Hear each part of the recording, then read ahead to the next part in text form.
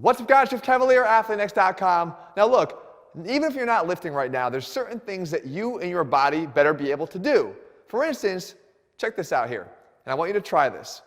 Could you actually take your arms and put them behind your back like this and see if you could even get close to touching your fingers together? Now, is that one that's kind of creeping up the bottom there causing you some discomfort?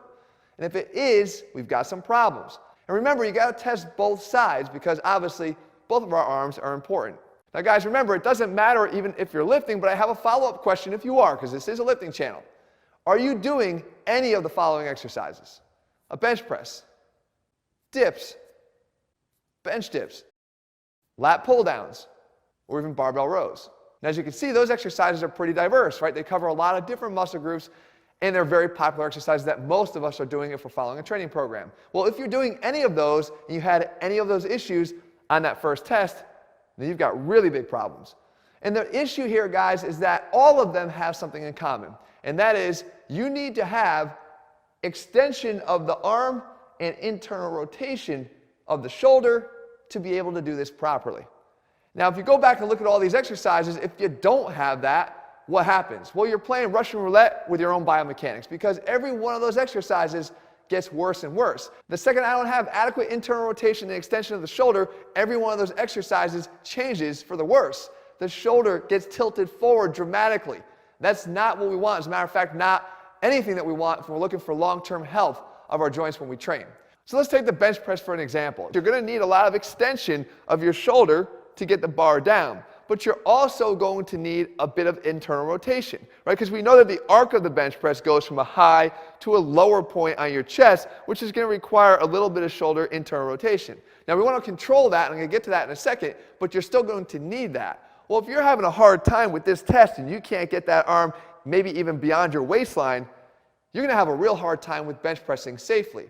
So what we need to do is a few things. Number one, unshrug your shoulders. Now you've probably been told to pull your shoulder blades down and back. But what can happen is you could actually disturb the normal biomechanics of shoulder motion if you're really trying to pinch and squeeze your shoulder blades back. But if you simply just worry about what's happening from here to here, from the neck to the shoulders, you can fix a lot of your issues biomechanically. Now what happens on the bench press is you allow for a better execution of the exercise and actually better gains, because when the shoulders start to tilt forward because you lack the extension of the arm, the shoulder has to dive forward, and when it does, it actually minimizes the activation of the pec major, and it gets the pec minor in a better position, or the delts in a better position to push, which takes away a lot of the effectiveness of the exercise itself. So not only are you costing yourself your shoulder health, but you're costing yourself gains in the process. So by doing that shrug down and pulling it down, you put yourself in a better position. Now, one great thing you can do right before you bench press, or any of these other exercises for that matter, is something called the can opener.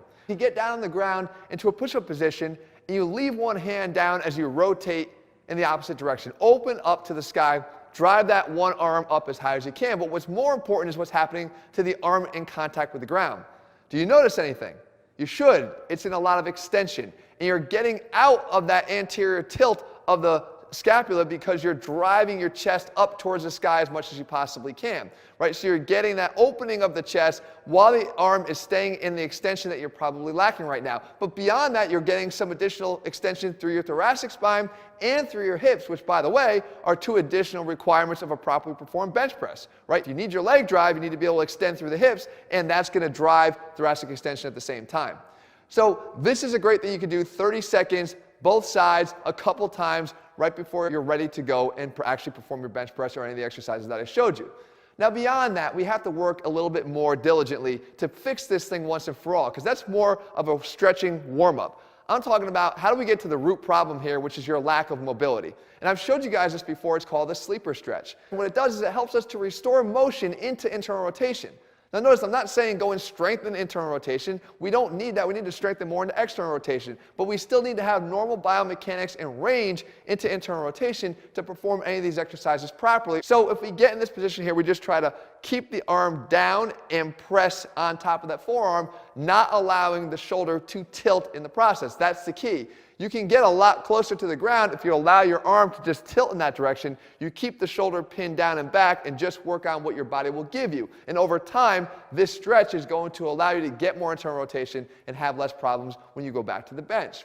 Now, the last thing you can do is actually what we talk about where the test becomes the treatment, right? That initial test, the one that Jesse fails so miserably here, right? It's called the Apley Scratch Test. Well, you can actually work on your body's ability to get more into internal rotation by simply performing it again with intent and purpose as a stretch. What you do is you have two options. Number one, if you have a band and a pull-up bar, you can hang the band over the pull-up bar, reach behind you, grab it, and then simply lean forward a little bit and work your way out so you're increasing your range of motion into internal rotation, getting that hand higher up the back. But you don't even really need any of that equipment. If you just want to do this at home or in your office, back yourself up to a doorway, grab onto a closed door knob, and simply lower yourself down. Squat down as you're able to, because you're going to bring your hand higher up your back as you do.